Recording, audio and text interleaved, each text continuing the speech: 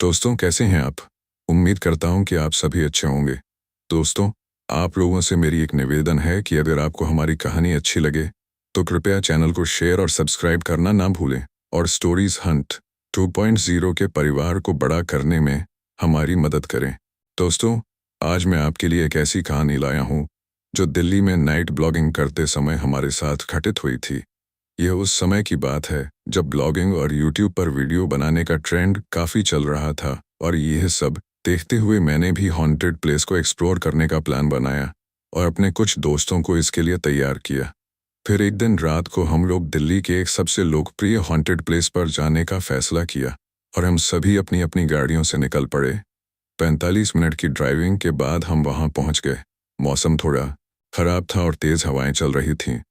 हमने देखा कि हाईवे के पास ही एक बहुत बड़ा जंगल था और उस जंगल में कोई ना जा सके, इसलिए उस पूरे लंबे चौड़े जंगल को चारों तरफ दीवार बना रखी थी और एक ही एंट्री गेट था जिस पर साफ लिखा हुआ था कि रात को 11 बजे के बाद जंगल में जाना सख्त मना है। मेरा दोस्त सुरेश ये सब पढ़कर डर गया और धीरे से बोला, भाई, हम लोग अंदर न जाएं, क्या पता अंदर क्या हो, ये बोर्ड ऐसे ही तो नहीं लगा होगा, कुछ तो बात होगी।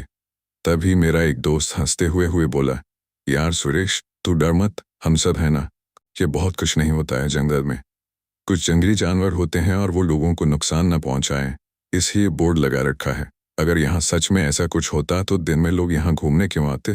तभी मैंने कहा, डरने की कोई ज़रूरत नहीं है, चलो अंदर चलते हैं।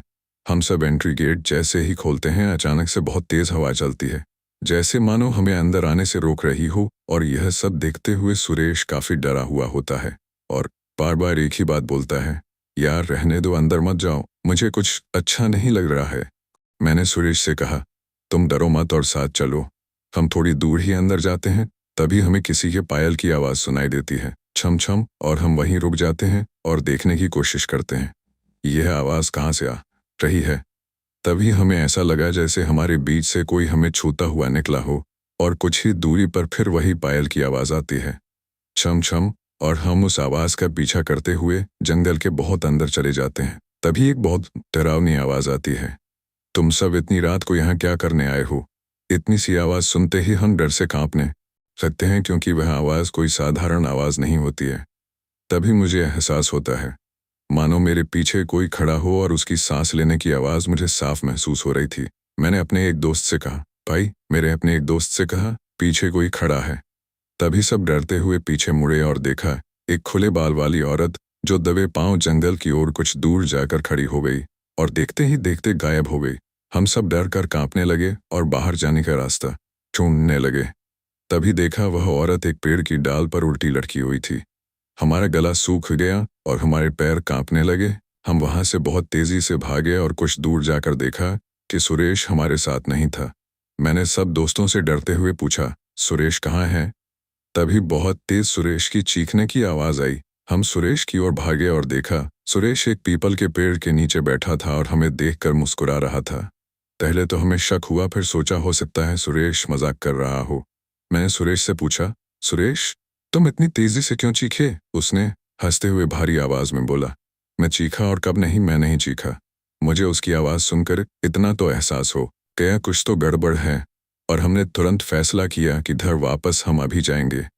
रास्ता ढूंढते हुए अपनी गाड़ी की ओर चल दिए, लेकिन वह आवाज़ और खुले बाल वाली औरत हम लोगों से कुछ दूरी पर हमारे पीछे चलती रही। जब भी हम उसके पास जाने की कोशिश करते, पल भर में ही वह हमसे दूर चली जाती और हमें यकीन हो गया मानो यह कोई चुड़ैल है। हम चुपचाप एक दूसरे का हाथ पकड़कर गाड़ी की ओर चल दिए और गाड़ी में बैठ गए। हमने देखा वह खुले बाल वाली औरत गेट पर खड़ी थी।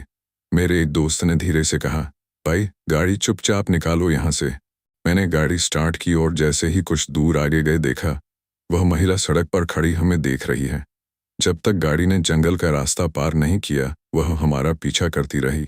जंगल पार होते ही हमने सुकून की सांस ली और अपने घर आ गए और चुपचाप जाकर अपने अपने कमरे में सो गए। थकान और डर इतना था कि कब नींद आ गई पता नहीं लगा। अगले दिन सुबह हम सभी दोस्त मिले और इस बात को एक दूसरे को भूलने को कहा और अपने अपने काम पर चल दिए। लेकिन मुझे ऑफिस पहुंचते ही अचानक थकान सी महसूस हुई और हाफ डे लेकर मैं घर गया, कपड़े बदल कर अपने कमरे में सोने चला गया और जब शाम को सोकर उठा तो जो मैंने देखा, मेरे पैरों तले ज़मीन खिसक गई। मेरे हाथ और पैर नीले हो गए थे और हाथ में खून की कुछ बूंदें लगी थीं। मैं काफ़ी डर गया और कमरे से निकलकर बाहर आ गया। लाइट बंद होने की वजह से कमरे में रोशनी काफ़ी कम थी। तभी मेरी नज़र अलमारी पर पड़ी और देखा वही औरत अलमारी के पास खड़ी थी और वही आवाज़, छम छम। और जैसे ही मैंने लाइट ऑन की और दोबारा अलमारी की ओर देखा, वहाँ कोई नहीं था। डर की वजह से मैंने अपने दोस्त सुरेश के पास गया। वह भी अपने फ्लैट में अकेला ही रहता था। मैंने जाकर उसको सारी बात बताई तो वह बोला, डरो मत, कुछ नहीं है, तुम्हारे मन का यह सब वहम है। मैंने उसकी बातें सुनकर काफ़ी कंफ्यूज हो गया, क्योंकि हमारे साथ जाने से लेकर आने तक सबसे ज़्यादा वही डरा हुआ था। पर मैंने उसके घर पर ही रुकने का फैसला किया। हम रात में एक बेड पर दोनों लेट गए और सोने लगे। लेकिन लगभग 1 बजे रात के आसपास किसी के चलने की आवाज़ फिर सुनाई दी, छम छम। मैं काफ़ी डरा और धीरे से आवाज़ दी अपने दोस्त को, सुरेश। पर कोई जवाब नहीं मिला। मैंने जैसे ही पलटकर देखा, बेड पर मेरे सिवा कोई नहीं था। तभी मेरी नज़र सामने दीवार पर पड़ी और जो मैंने देखा वह देखकर मुझे अपनी आंखों पर यकीन करना मुश्किल हो गया, क्योंकि सुरेश दीवार पर उल्टे पैर से चल रहा था। मैं उठकर तुरंत भागा और फ्लैट से बाहर आ गया और पूरी रात बाहर बैठा रहा। सुबह होते ही मैं एक बाबा के पास गया और बाबा को रात को क्या क्या हुआ सब बताया। बाबा ने मेरे साथ सुरेश के घर चलने को कहा और हम सुरेश के घर आ गए। मुझे काफ़ी डर लग रहा था दिन में भी, लेकिन मैंने अपने सभी दोस्तों को फ़ोन करके पूरी बात बताई और सब तुरंत मेरे पास आ गए। सबको देखकर मेरे अंदर थोड़ी हिम्मत आई। बाबा के साथ रूम में घुसते ही हमारे सामने सुरेश होता है और वह सोफे पर बैठकर कॉफ़ी पी रहा होता है। बाबा मुझे भी सोफे पर सुरेश के बगल बैठने को बोलते हैं और मैं बैठ जाता हूँ। बाबा कुछ देर के लिए आंख बंद कर लेते हैं और तभी अचानक वह अपनी आंख खोलते हैं और बोलते हैं, तुमको कल जंगल में कोई मिला था क्या? मैं डर गया और डरते हुए बाबा से पूछा, बाबा यह आपको कैसे पता? जंगल में हम लोग गए थे, पर यह बात तो मैंने आपको बताई ही नहीं। तभी बाबा जी बोले, मुझे सब पता है और तुम अब सुनो, तुम सब पर एक चुड़ैल का साया है। वह जंगल से तुम्हारे साथ यहाँ तक आ रही है और वह तुम सबको एक एक करके मार देगी। हम डर गए और बाबा के चरणों में गिरकर बोले, बाबा हमें बचा लो। बाबा जी बोले, डरो मत, और उन्होंने कहा, तुम सब एक साइड जाकर बैठ जाओ। बाबा जी ने अपने पोटली से कुछ सामान निकाला और एक छड़ी भी निकाली। उस छड़ी को चारों तरफ घुमाते हैं और आदेश देते हैं, तू जहां भी है हमारे सामने आ। और बोतल से पानी निकालकर सामने फेंकते हैं। पानी फेंकते ही बाबा जी के सामने अचानक से धुआं उठता है और उसी धुएं से वह खुले बाल वाली औरत निकलती है। हम सब डर गए और वह औरत जोर से चीखने लगी। बाबा जी ने कहा, मेरे बच्चों को छोड़ दे और अपनी राह ले। वह औरत बाबा की ओर घूरकर देखती है और अचानक उसकी आंखें लाल हो जाती हैं और वह बाबा की ओर झपकती है। बाबा जी अपनी छड़ी से उस पर वार करते हैं और एक मंत्र पढ़ते हैं। औरत धीरे धीरे कमजोर पड़ने लगती है और चीखते हुए गायब हो जाती है।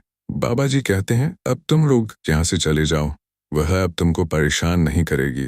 दोस्तों, हम सब ने बाबा जी का धन्यवाद किया और उनके चरणों में झुककर घर वापस आ गए। उसके बाद से हम सब ने कभी रात को जंगल में जाने का नहीं सोचा। दोस्तों, ऐसी ही कहानी और अनुभव अगर आपको पसंद आया हो तो हमारे चैनल को सब्सक्राइब करना ना भूलें और अगले वीडियो में फिर मिलते हैं। तब तक के लिए धन्यवाद।